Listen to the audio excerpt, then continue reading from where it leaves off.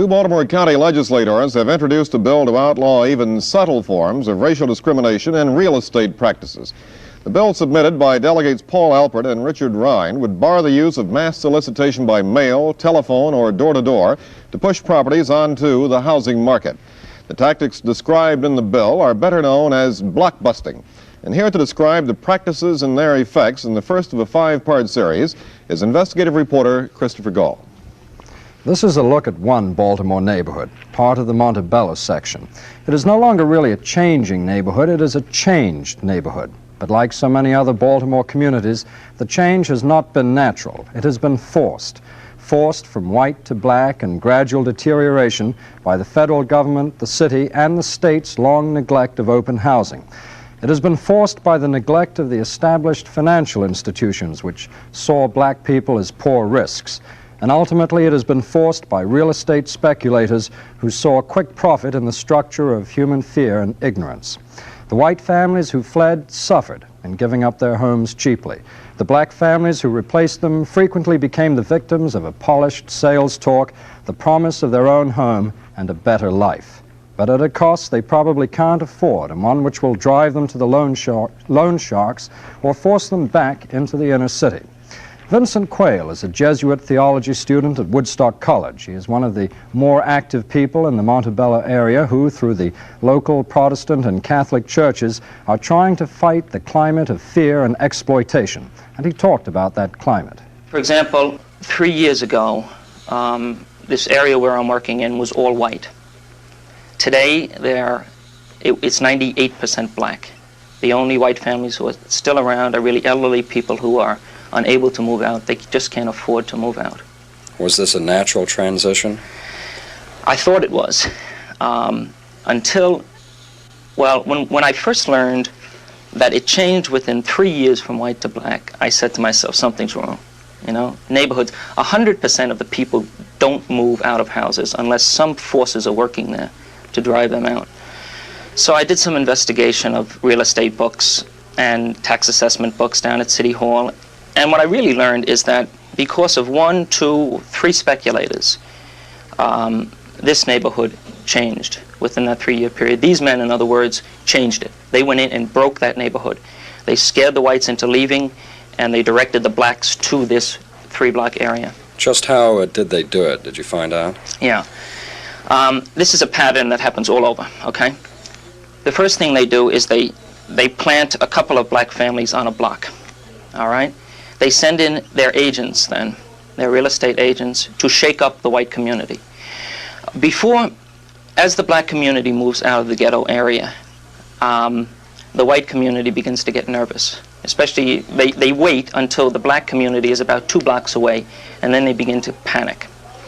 Now, what's characteristic of this neighborhood is the fear, and that's why the exploiter or the speculator can come in and take advantage of this fear.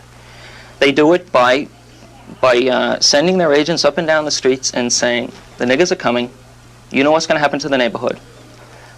Sell out now and I'll get you a good price for your home. If you wait 6 months, I won't be able to get you half of what I can get you now. So it's the whites, blockbusting. Right. Now, the neighborhood, the white neighborhood, isn't organized. People live together geographically, but it's not a community. It's not a real neighborhood, you know, we think a neighborhood should be. And that's why, because it's not organized, there's no way to fight this, to fight the fear or the exploitation.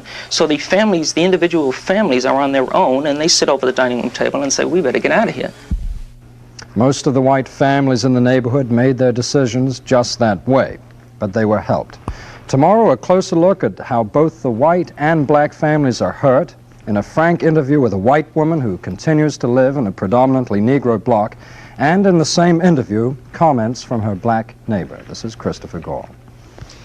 City Housing Commissioner Robert EMBRY has hailed attempts by Baltimore Delegate Walter Orlensky and Councilman Emerson Julian to force a reconsideration of the sale of Baltimore's Friendship Airport. State exploitation, and he talked about the practices in that section on this program yesterday. In his efforts to achieve neighborhood stability, the Jesuit student visited many of the area's black and white families. I went with him to see Mrs. Rose Mason, a white woman who has lived at 1623 East 31st Street for the past 10 years. Her black neighbor, Mrs. Angie Washington, has lived there for 2 years. Mrs. Mason was frank in discussing her feelings about the change in the neighborhood. It started with the house next door. And I guess because the colored people were coming up through this way, the people began to get scared, so naturally she sold next door. Well, you know, when one sells, boy, the others are right behind, just to go. Yeah. Was there any attempt to make these people scared, the white families who were living here? Well, I had an experience. You want to hear it? Yes. Well, I happened to be sitting on the steps with a friend of mine, and the man that had gotten the house from the woman next door, he came up and he said to me, would you like to sell? And I said, no, I couldn't afford to sell because I can't afford to go anywhere else. And he said, you won't sell? I said, no. He says, well, pardon me, Angie, these are not my words. He said, what are you going to do when these niggers move in here? And they get out on a porch in the summer and they drink beer. I said, hell, I'm going to join them. And I do, right? Yeah. You're darn right. Because we're very friendly. People are people, I don't care what color they are. Yeah. And that's the way I find people, and that's the way I take people, and I hope they take me the same way. The neighbors are nice. I've been approached by many, many realtors. In fact, Mr. Foyt was one. Oh, yeah. And he came up here and he said, hello, I came to see you last year. He said, you told me I could come back and talk to you again. I looked at him, I said, I've never seen you before. And I hadn't. Is that right? Yeah. That's right. I never had seen him before. So I don't know who he thought he was talking to. But the neighbors up in here are very nice. Yeah. I can't complain. Of course, you have trouble with the children occasionally, but I've had kids of my own. Kids, sure. So kids are kids no matter whose they are.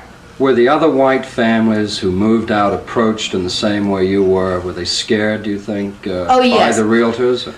By the realtors, quite a few of them were scared, but there were quite a few elderly people Right. on the block. Now, some of them were ill.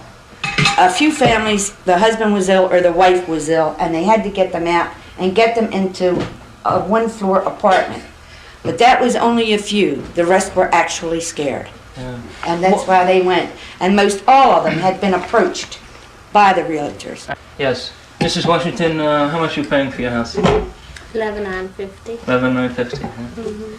How long have you been in the neighborhood now? Oh, it'll be 2 years in April. 2 years. How much did you pay by the week, Mrs. Washington? Yes. How much do you pay? 31. $31 a week, and that probably includes your ground rent and everything else. I imagine. Yeah. Would you feel happier if the neighborhood were more mixed, if there were a more even ratio of white people and black people instead of the whole neighborhood becoming gradually all black? Well, not necessarily.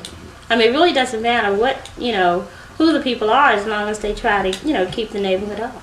So I couldn't care who lives here, as long as they don't try to take it down any further than it is. What happens to you if you're late in your payments at all, or, if you don't make your weekly payments right on time? Well, we get a court order. How long does that take to get a court order? Well, we have our payments are due on Saturday if they're not there by Monday. And by Tuesday around 12 or 1 we get a court notice. A court, and then what do you have to do with that? Well, we usually always go ahead and pay them, but you have to pay $2 for it, the court order. But every week. Are you convinced that you really are buying your house? No, not really. You were told, though, that you were going to be buying your house. Yeah. How long do you think it'll be before you own the house?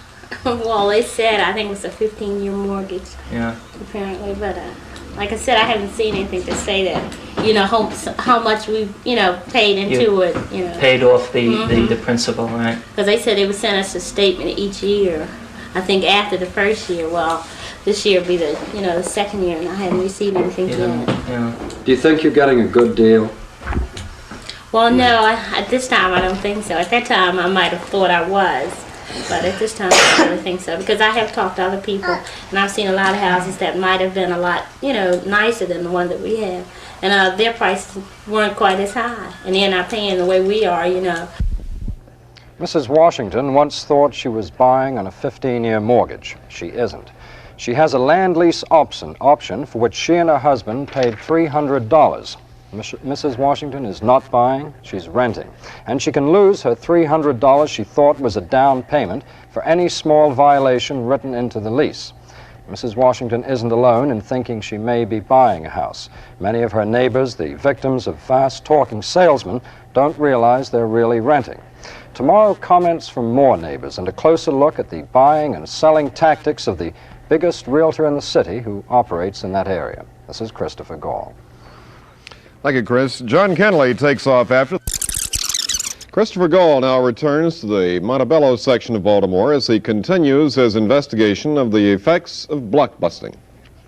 As the black community moved closer to Montebello, many of the white residents became uneasy. Some sold out then, others waited. But then black families began moving in, and some real estate agents used the move to further frighten the remaining whites, suggesting their property values might drop because the neighborhood was going black. Then, under pressure, the exodus began. Houses in a 3-block area of East 31st Street, valued by the city at $8,400 to $9,400, were gobbled up by real estate speculators for much less. Most of the houses in these blocks were bought by companies headed by Morris Goldsecker, the largest realtor in the city and one who concentrates in Negro housing. These are some examples of the pattern of buying and selling in this neighborhood. 1801 East 31st Street, valued at $10,000. Bought by Goldsecker from a white family for $5,700. Sold to a black family for $12,000. 1811 East 31st Street, valued at $8,400. Bought by Goldsecker for $5,700. Sold to a black family for $12,000. 1710 East 31st, valued at $8,400. Bought from a white family by a Lewis Singer real estate company for $4,800. Sold to a black family for $11,000. The pattern is the same for almost each house. Many families aren't really buying, although some think they are. They've bought lease options for $300, which they thought were down payments. Most families pay by the week in this neighborhood now, anywhere from $30 to $32 a week. Wayne Harp is a veteran. He and his family are among the very few who have a standard mortgage from a mortgage company and pay by the month, but he almost rented from Goldsecker. Vincent QUAYLE, a Jesuit theology student working in the neighborhood, was with me when Mr. Harp described his near miss. First, you go down to his office. They'll let you read them. They ain't gonna pull no fast on you like that. Yeah, So, except when you read them. I read them, you know. I've had 25 years of education, and I don't know what they say when I read them. Now, but I tell you, a layman like myself and most other people that rent or buy from Goldsecker, no, you can't understand it. No, Right. no. But what the one that I signed was a lease, saying. But all the same time, you are told that you're buying. Mm-hmm. You are being misled, and you are told that you're buying this property. You thought that the money you were spending in rent was really going into the house to buy it? Most definitely. Well, this is the way. This is the atmosphere that they put you in. So you have the white people suffer, the black people suffer. Definitely. The only one who profits from it is who? Is the speculator. Most definitely is the man calling the shots, the realtor, of course.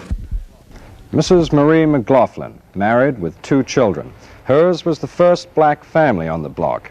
She saw the frightened exodus. I had hoped that there would be a lot of them to stay or some more moving in, but we never saw any moving in. They were all moving out, and naturally we felt that the neighborhood would sooner or later go down because they were breaking their houses up into apartments, and then that gave the ones that couldn't afford to buy homes to get apartments in the neighborhood. The prices would soon drop back down, and it would soon go back to the same thing we had just moved from. Real estate speculators active in the Montebello section have declined an invitation to discuss the situation publicly because they feel involvement in this sensitive area would damage the image of the real estate industry. But I'll try to explain their point of view tomorrow anyway. This is Christopher Gaul. Thank you, Chris. Governor Mandel has appointed David Fisher to... With that story, Wiley Daniels. That proposal was advanced earlier this week by Housing Commissioner Robert EMBRY as a tool in the fight against housing code abuse. In announcing the idea, Mr. Embry indicated that violations were high in multiple dwelling properties and that he expected some opposition from property owners. However, the Property Owners Association of Baltimore has issued a statement applauding the proposal. I talked to Executive Secretary of the association, ALLAN Rothenberg. Well, we agree that licenses ought to be withheld for multiple dwellings that contain housing code violations which are serious threats to health or safety of the occupants, and provided that the owner has had an opportunity to rectify the situation. And will the association lobby actively to support the EMBRY proposal? Well, as we understand the law, there won't be any lobbying necessary. I believe that the existing legislation gives their department that power now. But you will support him in efforts to enforce the existing provisions? Yes, we will. Do you feel that this proposal will help to eliminate abuses of poor families on the part of real estate speculators, exploitation of poor families on the part of real estate speculators? Well, it'll certainly provide for better housing code enforcement. Whether it will affect any of the practices which you're alluding to, I don't know. Mr. Rothenberg said the Property Owners Association also supports the efforts of Housing Commissioner Embry to increase the number of building inspectors in Baltimore City.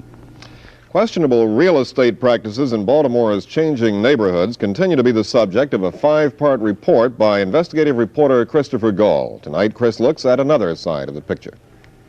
Realtors active in the Montebello neighborhood have declined to publicly discuss what's happening in that section, but their point of view is no secret. They maintain with some justification that the ghetto and all its many problems is not their creation. Lack of governmental action and ingrained white prejudice are the real villains in that scene. The realtors say then that given these conditions, they at least are providing better housing for Negroes when they sell homes outside the ghetto. Because they believe most Negroes to be poor financial risks, realtors devise buying and selling techniques that will give Negroes the long-term opportunity to buy, while at the same time protecting themselves. For example, the land installment contract. But then there are some other methods, more questionable methods, such as a document known as a lease option contract, an instrument signed by many black families moving into a neighborhood who believe that by paying the $300 for the option, they are really buying the house. They're not. They're just renting. At the end of the year's lease, they can exercise the option to buy the house for the full purchase price. But few Negro families are aware of the mechanics, and fewer still have the money to pay that purchase price. Otherwise, they would have dealt with a regular mortgage company in the first place. Morris Goldsecker, the city's largest realtor, uses this option lease. Through the Afro-American newspaper, his companies solicit black families to rent houses in many sections of town, often in changing neighborhoods like Montebello. A former Goldsecker employee told me that families interested in renting are then offered a chance to buy for just a few more dollars a week. Up pops the lease option, out comes the $300, and the trap is sprung. Goldsecker's name is even being used now in many public forums on changing neighborhoods by people like Vincent QUAYLE, a Jesuit theology student who has been very active in the Montebello section. Morris Goldsecker is the one who has been really regulating the exodus of the black community out of the center of the city of Baltimore for the past 35 years, wherever he is. Morris Goldsecker.